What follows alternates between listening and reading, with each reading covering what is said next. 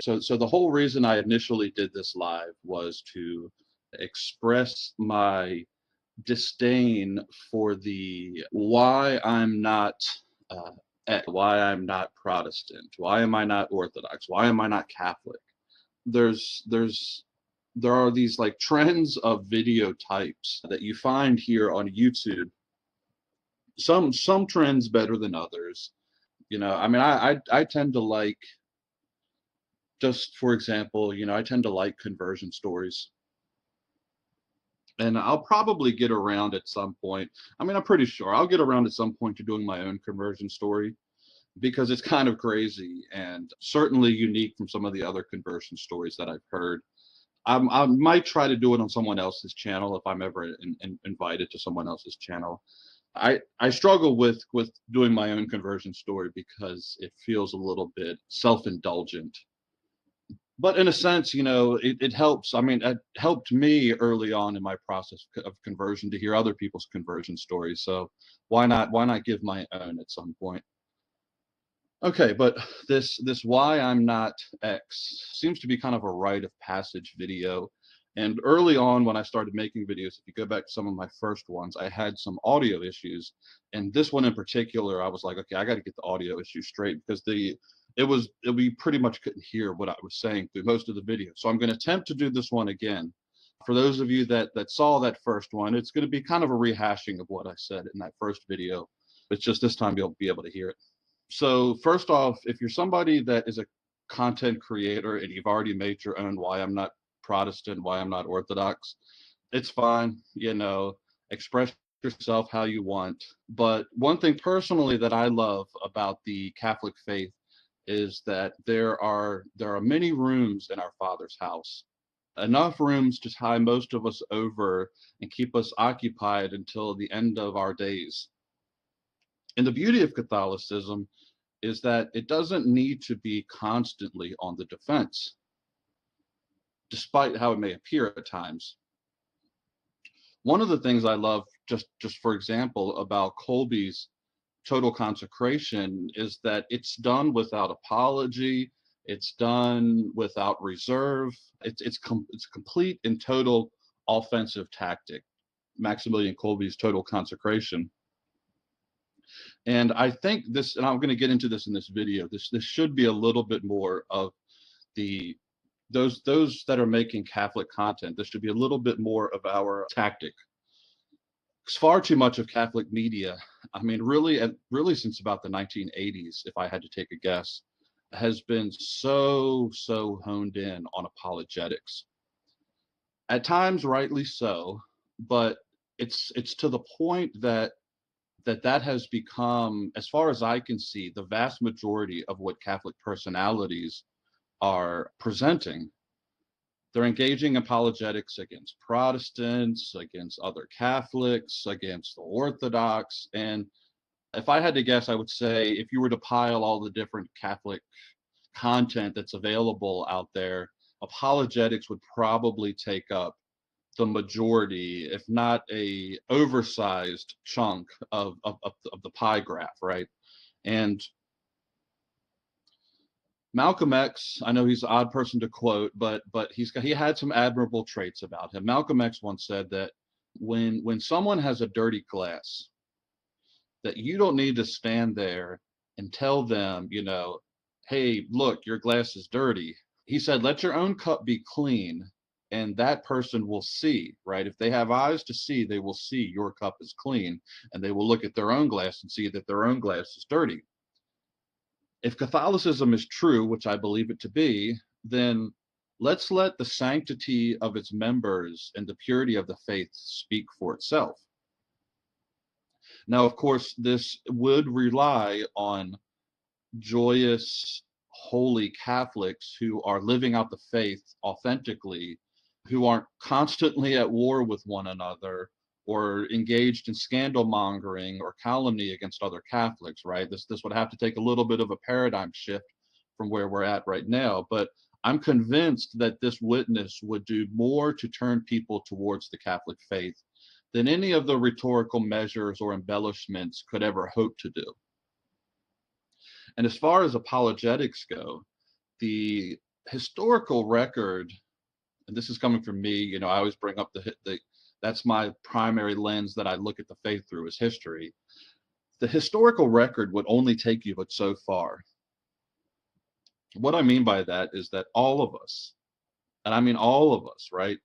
Protestant, Catholic, Orthodox, non-Christian, that's looking at the Christian faith objectively.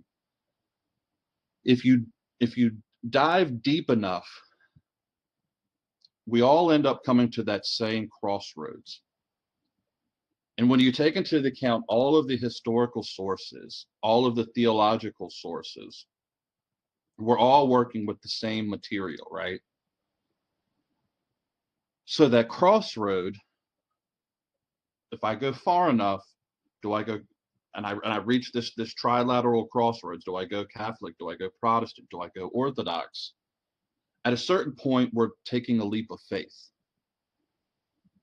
Because no one side, and I'm saying this as a convinced Catholic, no one side has complete control in terms of a knockout, go home, game's over case that utterly destroys the other side. Good Orthodox history, good Orthodox theology, they have pretty good hermeneutics, as do, believe it or not, really good Protestants. Protestantism, I know it's a broad umbrella that we're talking about with it, but on the better side of it, they're honestly too easily dismissed at times by Catholic and Orthodox. Now, I'll touch upon that here in a little bit, but okay, so just about Protestantism, just really quickly. You're not going to turn to the letters of Ignatius of Antioch or some of these early church father writings and find a fundamentalist Baptist church, right? Like you got to stretch pretty far to find low church, like charismatic or fundamentalist type Christianity in the early records. But like a good solid Anglicanism, maybe like a high church Anglican, you know, he can find a case about the historical, you know, a good Anglican can make a case for the historical role of kings, for example, right, in the place of Christendom. Or, you know, a good Orthodox could make a good case for the emperor in the role of Christendom for the historical record, just as good as any solid Catholic can make a case for the papacy. Though I do believe that the papacy inches out, right, in the end, but that's another story. But my warning to any of you is, as tempting as it is, and I know it's tempting, it tempts me too, I'm no better than the next person. As tempting as it is for any one side to say that it's an easy knockout, don't buy into it.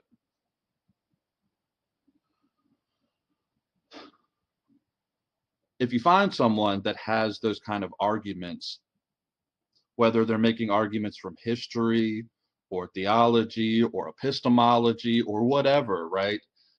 If they tell you that they can just destroy the other side, don't buy into it, because they absolutely can't.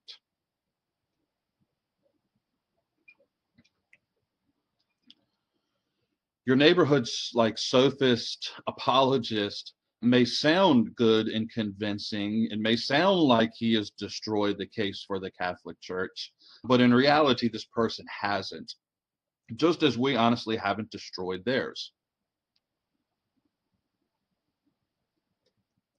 But most people make this decision about which road they're going to take long before they've done the like truly taken something to its to the far ends of what the sources tell us. So, for example, if I'm reading the early church fathers, let's say I'm reading the apostolic fathers, and I'm looking for Catholicism, Protestantism, or Orthodoxy, I could take all of those limited writings that we have from the first 200-300 years of the church, and it could bring me right up to the precipice of all three. Where again, we're keeping in mind we're talking high church Protestantism. It can bring me right up to the precipice of all three, and at a certain point, you are, no matter who you are, no matter which road you take, you are making a leap of faith at that point. It might sound a little controversial to some of you who are like so into the knockout apologetics, but I truly I challenge that, right? For reasons usually based more on certain personal idiosyncrasies, we make these decisions and sometimes interiorly long before we ever come to that point. Most people never even come to that point, right? If you're looking for truth with the capital T, right? And we're I mean, you've got how many years of a life that you can spend studying these things. So most of us make our decisions. I made my decision, and I honestly didn't give at the time Protestantism some of the due diligence that it was probably owed, but I certainly gave it to Orthodoxy, and I did give it to Protestantism. But I have made my choice for Catholicism, and I haven't looked back on it since, and I haven't regretted it since. For some, this type of constantly striving to, what do the sources tell me? Like, where does it go? It for some people, and I think it's actually quite common, it leads to this constant, like, denomination hopping, right? From where they're going from this thing to this thing to this thing without ever really settling on anything. And there's really something about the modern world with the advent of mass media and its hyper driven state that it's in right now, where there's so much buzz and there's so much constant noise that most of you aren't even really aware of just how short your lives really are and just how fleeting all of this really is, right? Memento mori is like very much a lost art. And the reasons that people give for their despair oftentimes, it's tragic to me to witness it, but the reason that people often give for their despair, for their leaving, um, well, in Catholic circles, it's varied, but a common one, at least among, let's say, the Orthodox apologists who like to pick sheep from the Catholic ranks. If you know what I'm talking about, you know what I'm talking about. They'll say, oh man, look at the corruption of the Catholic Church, right? With their clown masses and their rainbow agenda, or the German synods, and I gotta bail ship on the Catholic Church because just look at all of this corruption. I gotta go find that pure church, that first millennium church. And that's just so historically inept that it borders on, I hate to say it, but it borders on stupidity, or worse, at least from the point of view of the apologist, either stupidity from the apologist that's presenting this kind of case, either stupidity or worse, just outright lying. Lying for the Lord, as the Mormon missionaries call it. The example I would like to give, and I gave this on the first part of this talk when I did this. Um, just imagine, okay, for a moment that you were born in the late 15th century, right? Sometime in the late 1400s. Let's just say you were born like in Milan, for example. If you were born in Milan in this period, you haven't seen a bishop in your diocese for almost a century at this point.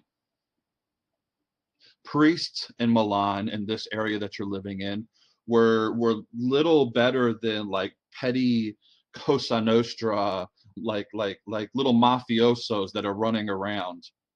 You have a hyper apocalypticism that's prevalent in this period of time. You got people like Savonarola, where they're constantly preaching on the corruption of the church and that the end is nigh, right? It's coming at any moment. So there's corruption in the church from top to bottom. Then by 1517, you're coming into the 16th century. You see Luther. You see Luther arrives on the scene, and the Protestant Revolution breaks out. And we look at the Protestant Revolution in hindsight, where we tend to lose some of the historical realities of those people that were living in it. Well, at the time, let's just keep with this person that's living in Milan. Well, your priest may very well have been swept up in the Protestant rhetoric. And this is the parish that you've attended your whole life, and suddenly this priest is like introducing blasphemous things into your liturgy. You may have been a peasant, right? You may have been illiterate, but you knew that something was wrong with what this priest was doing to the liturgy. But there's nowhere for you to turn because you have no bishop, and you got nowhere to send your grievances to. Rome's not listening to you, right? The Pope isn't acting on any of this. And let's just say in the midst of all of this, you die. Okay. On your deathbed, you would probably be thinking, especially if you're looking at the world through this modern lens that people are looking at the world through, right? That the church is just done. The Catholic Church is over with. Everything's falling apart. Look at this world. The youth is insane, and it's just the liturgy is corrupted, and everywhere, blah blah blah. And you die. Well, what you missed is you're like 20, 30 years premature of being able to see that the church does end up reforming itself through Trent, which is full of, even like an objective historian would say the reforms of Trent were pretty astonishing, all things considered. So what I see, we're getting into this thing where we have in Catholic media, on YouTube in particular, you end up with things like, rebuttals of a rebuttal video that someone else did. And I'm not even like, it sounds like you're not even exaggerating, right? You can find these things. Or you'll see a response video to some response video that someone else was responding to, right? It's getting a little outrageous. It's getting actually so that nothing has time to sort of sink and permeate and marinate on these concepts and these ideas. Just for example, right, one of the best treaties against Protestantism ever written is Bellarmine's De Controversie. Bellarmine didn't spend his whole life, every time the Protestants would write something, like constantly having to like respond to it. He basically just put out this one massive tome for almost like just all Protestant objectives, objections of the time against the Catholic Church. And that work stood for centuries. And in many ways, it's still relevant and stands today. But today, everything, it's like the media turnover on the story is like, you got to have the next story, and people are getting worked up. I mean, there's this one case, right? I know you guys have probably heard of it, about the bishop in Texas and this convent of nuns, and everyone is all over this story, right? And everyone's got an opinion on it, and the story hasn't even played out. Okay, it's pretty ridiculous. No one has all of the info except probably a very small circle of people. And no online commentators certainly have all of the information, and yet people I've seen on social media, people are just absolutely furious, whatever side they fall on this case, with their opinions. And I'm over here like, why don't we just let this thing play out? Let the thing reach its logical conclusion. And it's as if everybody expects everything to be in this like sound bites, Drudge Report styled headline turnover every single day. We expect all of these things to be resolved, right? But things take months, they take years, they take decades, they take centuries to resolve. And honestly, they take people that are spending longer time on single subjects and then like letting those works like stand. Right? A really like, so for example, somebody I respect a lot, Eric Ibarra, did. I haven't bought it yet, but I know the quality of his work, and he did this work on the papacy, right? So like yeah, like put a work out like that that you know is going to stand, and it's going to be something that people will be referencing probably for decades, and let that work like stand on its own and give it time to like circulate into the conversation. And let's like, because he said specifically, I think that that work is for, it's in the title, right? It's between, it's like revisiting the Catholic Orthodox conversation about the papacy. Well, like, okay, let's have that conversation. Let's let that conversation have time to play out. Related to this constant news cycle is this thing that I see, what I, it's like an unhealthy obsession with debates, as if debates by their nature are the arbitrators of truth. And most, even most good debaters, if you corner them on this, right, like the ones that really love doing it, like, hey man, if you win a debate, does that mean that you won because you like you like, well, let's not even say you, right? Two people are debating opposite sides of an issue. Debater A wins, debater B loses. Does that mean that debater A, because he won that debate, is the arbitrator of truth, and that means that that's how we determine what is true and not true? No, most people say, well, maybe he was just great at rhetoric. He was a great rhetorician, and the other guy wasn't, right? But I don't even think it's just, I don't even think people are like looking at it from that. Honestly, I think it's more of like a blood sport for spectators than anything. And I, again, this is something I brought up when I recorded this the first time. People just want to see the rhetorical skill of their guy in this intellectual Roman Colosseum. They want to see him cut open and quarter the opponent. Right or wrong on the issue of the debate doesn't really matter. They just want to see the blood. They want to see that guy over there of this other faith. They want to see him devoured by their guy, like in a cage fight. And there's just really like a very morbid factor at play with that,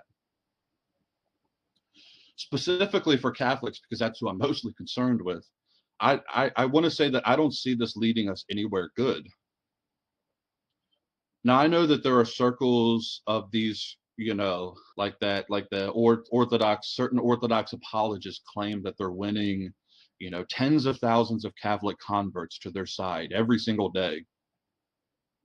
And I've seen where that causes some people despair, and it causes them to question their faith. But seriously, just, I doubt what they even say. If they are picking off from our ranks, I'd like to see, one, from what demographics of Catholics are they picking from? Because I have a theory in my mind of which Catholics would be jumping ship at this type of rhetoric. Two, I'd like to know why by default that these people are supposed to automatically choose this other option, as if it's like a dichotomy, right? Where you only have one or the other. So like, okay, like Rome is wrong. Rome being wrong then automatically equals that this other side is right. Like that premise doesn't follow. Rome being wrong doesn't make your case for you. If Rome is wrong, you have to present why you are the correct option instead of all of the many other options that are available out there. Three, I'd also like to see what the retention rate of these Catholics that are so-called falling away. Okay, so they're falling away. I've seen several Catholics just off the top of my head that have fallen away to something like Orthodoxy, only to show back up to Catholicism months later, years later, when that sort of romance period falls off. The rose-colored glasses falls away, and they begin to see that these things aren't as pristine as they were told that they were. But honestly, I think that's all a ruse, anyways. It's designed to keep you in despair, to keep you doubting. And personally, I think, the devil loves to work with that kind of despair. So the reason you are something should far outweigh, the reason you are something should far outweigh why you are not something else. I'm not Orthodox, not because of any specific thing about Orthodoxy per se, In fact, there's actually much that I admire and respect about authentic Orthodoxy. I have an online Eastern Catholic friend who likes to describe himself as Orthodox in communion with Rome, who I constantly see pointing out things that we Latin Catholics do. And honestly, I actually appreciate it. Okay. It gives you something to think about. Like he's brought up some points sometimes that I had to sit back and ruminate on. And while it can get a little bit tedious when our Eastern brothers do that to us, and it can be a little patronizing at times, I have to say, overall, I am thankful for that perspective. Even if I think, certain Latin developments are valid, I'm still thankful for the perspective that these brothers give to us. Not to mention that with the whole Orthodox, you know, the Orthodox situation is so unique because it's like what even is the schism? We know like right now, this to this day, there's intercommunion that takes place in the Middle East among Eastern Catholics and Eastern Orthodox, not necessarily with the spoken consent of the various bishops, but with the full knowledge of those bishops, okay? And at times that like is a little unsettling to me because it's like, okay, we're supposed to be in schism, yet these people are openly communing each other. But at the same time, this has been taking place basically since 1054, right? Like this intercommunion, there's never been this like clear, and even like just like leaving that alone, there's been situations, right? Like during the Japanese-Russian War, it was the turn of the 20th century. Russia and Japan went to war with one another. Well, in Japan, you had, because of the missionary work, you had some Japanese Catholics there, and in Russia, obviously, you have the Orthodox. Well, there was an agreement between so during the war, they had prisoners of war, where Japanese prisoners were held by the Russians and Russian prisoners were held by the Japanese. Well, there was an agreement by the who would have been Pope then? Was it Pope Pius X? Maybe Pope Pius X, but I'd have to look up the dates to confirm who was Pope at the time. Anyways, there was agreements between the Vatican now, and the Russian hierarchy that certain because of their prisoners of war, certain things like confession I know was allowed to take place, and I want to say they might even have been some intercommunion taking place during that. Honestly, much of modern Orthodoxy is seen through the lens of, by modern, I mean 20th century Orthodoxy, and its subsequent apologetics comes from this Parisian neo-patristic synthesis that sort of taints the conversation a little bit. But when you look at the broad scale of the schism, it's much more gray than it appears to be. Now, for Anglicanism, you know, short of you know, condemning the eras of the Reformed, the harshly Reformed period of the Anglican Church, specifically during the 16th and 17th centuries. There's honestly much to be admired, and honestly a lot much that I think that we can accept. I mean, just look at the Anglican Ordinariate, right? There is much that we can accept from the Anglican tradition, including the special place for the monarch as a defender of the faith, were we to come back into communion. So for me to come on here and sit and say like why I'm not an Anglican, it doesn't really serve much of a purpose, because were the Anglicans, it's looking less likely these days, but were the Anglicans ever to come back into communion with Rome, I'd want to see them keep some of these like authentically Anglican traditions without having to be absorbed into some like uniform Catholic thing. Same for the Orthodox. I want to see the Orthodox keep their authentically Eastern traditions.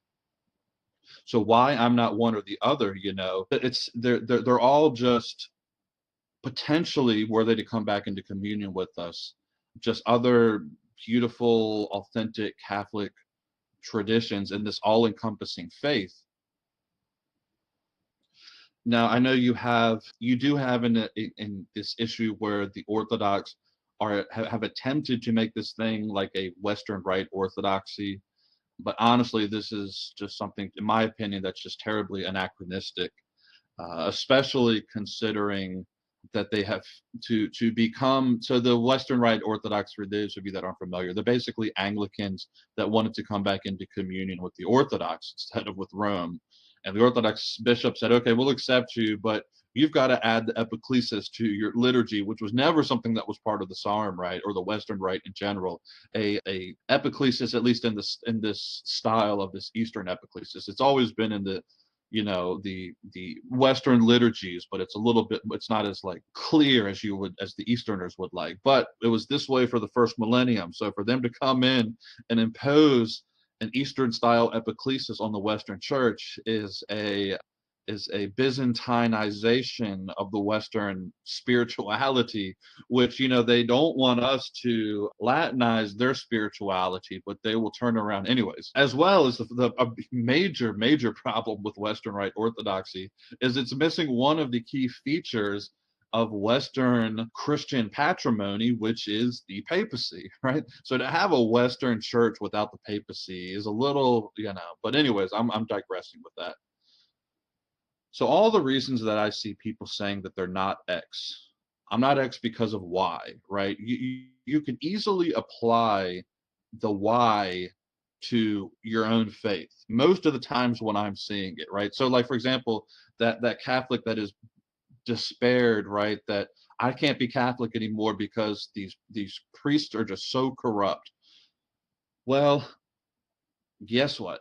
I can guarantee you that in your own in this faith that you're looking to go to, you will find corruption in the clergy of their ranks. Or someone that's like, like, I'm not Protestant because they've engaged in all of these awful charismatic, hands in the air renewal type, Azusa Street renewal type strangeness. Well, guess what? You've probably got some charismatic people in your own faith. Okay. So most of the time when people are like saying, I'm not this because of that, most of the time that is something that you can actually find in their own faith, right? So this trap of being something because it's contra to something else. I mean, all right, so I saw someone recently, he's an Orthodox apologist, and he was did a video stream where he was recommending books for Orthodox people to read. And I think all but two of the books, there was about 10 or 15 books, all but two of them were about why not to be Catholic. Contra Catholicum, right? That was the gist of his whole recommendations. And that's just not a positive theology in the truest sense of the word positive, right? It wasn't like, hey, let's be Orthodox because of this beautiful thing that Orthodox has, or this good thing, or this true thing that Orthodoxy provides. It was like, well, at least you're not Catholic. Okay. The truth should be able to stand on its own, irrespective of anything else. I shouldn't have to dismantle Orthodoxy or Protestantism in order for Catholicism to be true. I should be able to engage them, sure, especially if that's like a person's like wheelhouse, right? If that's something that they specialize in, right? You should have, um, you should have answers for people's objections, yes. But this should not be the primary thing that we're engaged in. And that's the whole gist of this video. And that's the gist of the problem that I have with it, right? Because I mean, personally, I'm a person that's genuinely interested in reunion where reunion is feasible. At the very least, in finding common ground. I see some things that Catholics, critiquing of Orthodox, for example, and some things that I would honestly like to see the Orthodox keep, were they to be in communion with us. When I watch Catholics doing these why I'm not Orthodox videos, or why I'm not Protestant videos, there are certain Anglican traditions that I'd like to see the Anglicans keep, were they to come back into communion with us, right? So I'm not going to stand here and like say that they need to like eliminate these things to be Catholic, or that for them to have those, like, my Catholic faith is better because at least I'm not Anglican, right? At the end of the day, I think there's good reasons why I'm not Orthodox or why I'm not Protestant. And you know, I do have my reasons, don't get me wrong, and I consider them some very serious reasons. And yet, and yet, none of them weigh so much as to why I am Catholic. You know, I'm Catholic because of the church's teachings. I'm Catholic because of the sanctity it offers me, right? I took the Maximilian Kolbe total consecration. I'm doing the series of videos on that, right? And just what the Catholic Church has provided me with that. And related to that, I'm Catholic because of the Catholic Church's Marian teachings, because of the witness of its saints. You know, the Catholic Church's saints have saved my life. And I think it's a beautiful thing where we, you know, where we share saints with the Orthodox. I think that's a beautiful thing. But there's also many saints that we don't share with the Orthodox. And I'll never abandon the Church of St. Francis. I'll never abandon the Church of St. Bonaventure, of St. Maximilian Kolbe, you know, servant of God Nicholas Blackout, these saints that have like truly transformed my life. And I'm Catholic because of the grace and the transformation of my life that has taken place because of this church. Now, I would like to see more Catholics, especially content creators, focused on positive reasons. And I don't mean positive as in like, you know, a happy smiley face, right? I'm talking about positive is as in like, you know, being on the offensive, not always on the defensive, being unapologetic about what we believe and how we are to live it authentically and how we pass it on and how the saints will continue to bear witness to the truth. Apologetics, in my opinion, should be a small, niche part of the faith. The larger area should be focused on that authentic expression of the faith that increases one's holiness, right? That's what we should be talking about with people. Catechetics from that positive vantage. Just simply by presenting the faith by Catholics for Catholics in a way that allows other Catholics to increase in their own holiness. Giving them proper historical and theological hermeneutics, yes. And I don't care, be that Thomist hermeneutics or Franciscans or even Byzantines, if that's what makes you, if that's what you feel drawn towards, these hermeneutics and these styles of catechetical teachings that the church has said is safe for us to teach. You know, and obviously this, I'd like to think this channel falls into that category, right, of presenting the faith positively on this offensive style. I don't spend a lot of time apologizing for the faith on this channel. I just present the stuff, right?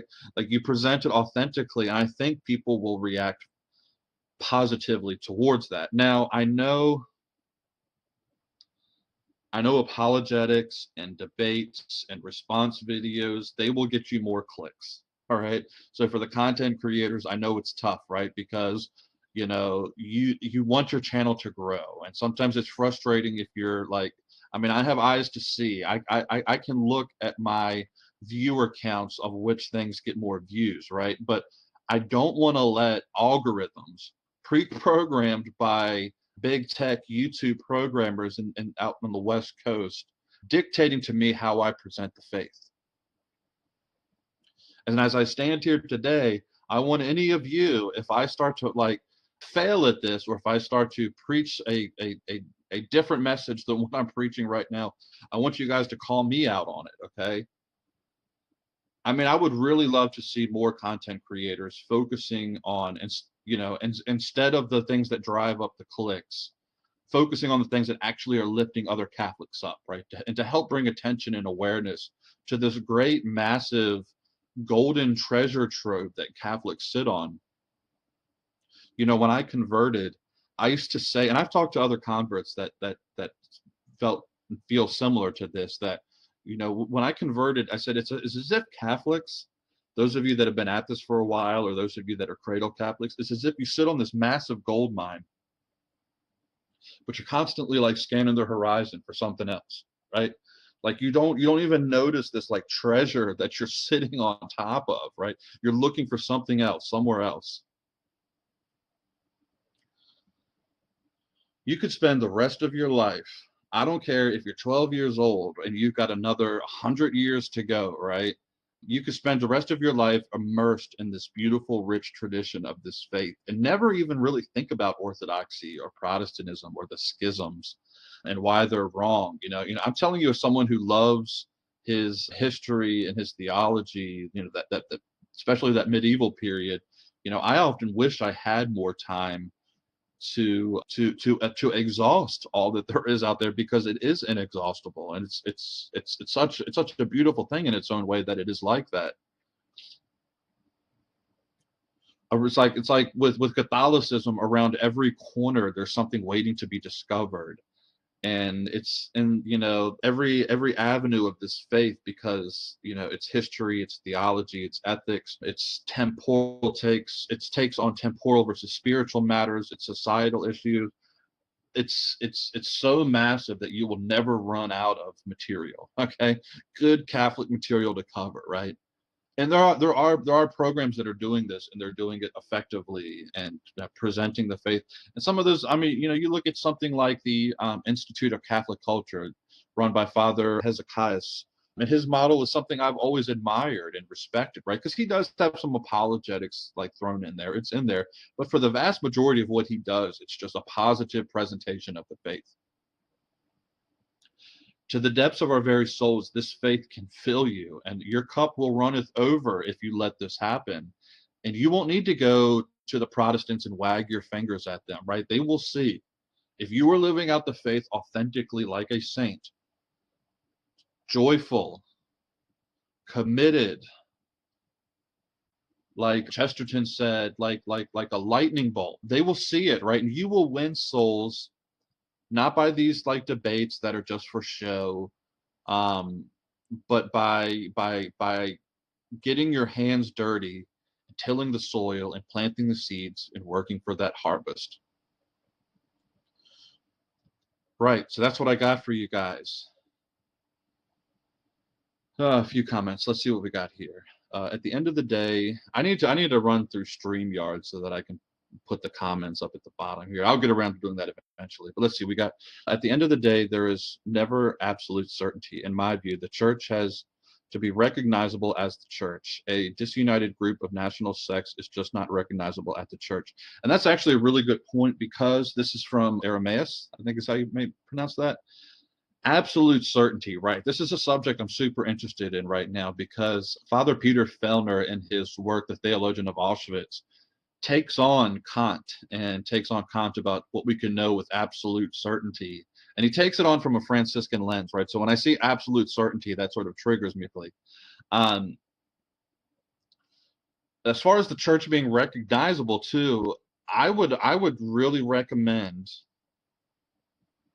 it's in Bellarmine's De Controversi. It's the book Marks of the Church. You can buy it separate. It's not very large, but he gives you, right, we have the four marks of the church, right? One, holy, Catholic, apostolic.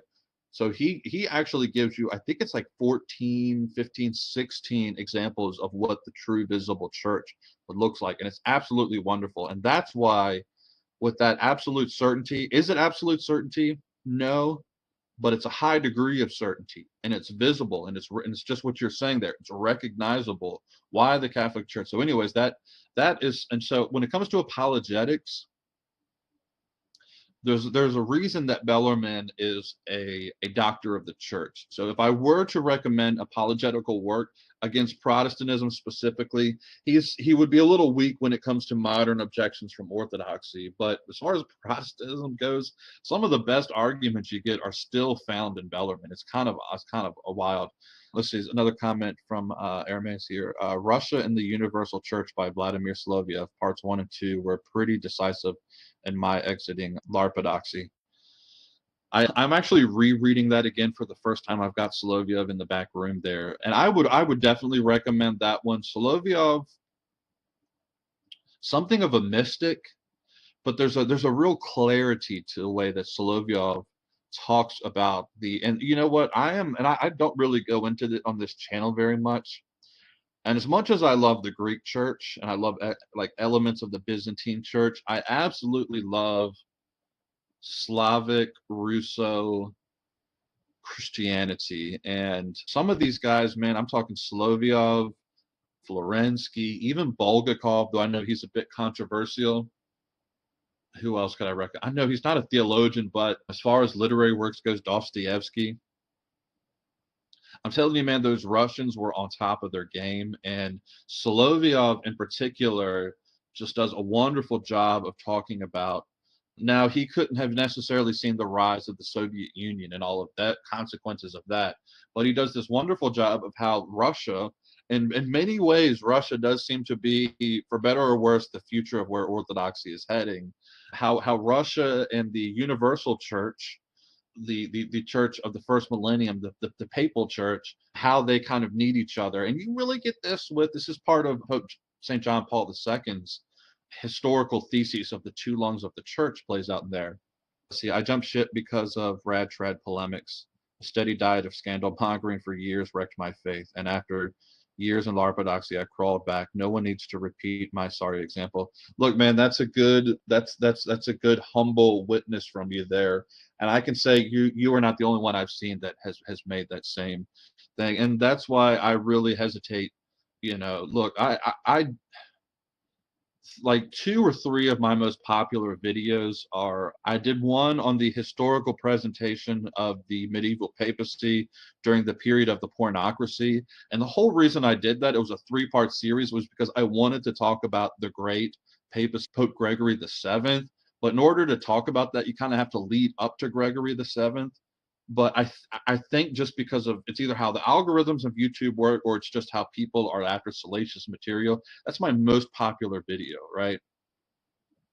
And that like troubles me. One of my other most popular videos is I did a video called "The Problem I Have with Trads," and that one was not that long ago, but it just sort of, as far as these type of lives go, it bumps right up. So like, there's that part of me inside where it's like, wow, okay, so that's what does it, right? If I want an audience, that means, gosh, this one where I'm talking about, living out the faith authentically in some little way, that maybe got like 60 views or something, right? But man, this one where I'm, preaching hellfire and brimstone against some particular group, man, that got me 1,000 views. I don't want to be the person responsible for what happened to you, right? With the polemics and this constant like scandalizing people. And I would much rather have a small group of people. If I see, look, Saint Therese of Lisieux said, "You'll never pass anyone in heaven as a stranger. God willing, you will make it there, and I will make it there." And if I see any of you in heaven, and maybe in some small way, if I played a part in getting that one person, one of you out there, if I played some small part in getting you to heaven, maybe this channel will have been worth it, right? And maybe that loss of the other, I didn't get the thousands of people watching me, but you know what? Might have been worth it. So, anyways, guys, this one's going on. I got 50 minutes here. Hopefully, you enjoyed that. Hopefully, the audio is much better than it was last time. I know that the lighting's not great. We've got some terrible storms here, so that's why everything's so dark. But I hope you guys enjoyed this, man. I appreciate you watching. Like I said, I won't be doing any of the pre-recorded. I know I'm doing some stuff on total consecration, and I've got some other things lined up. Those are going to be on hold for a little while, but I will be doing these lives like this, at least for the next few weeks. I got a few lined up, so I'll see you then, guys. Take care. God bless you all.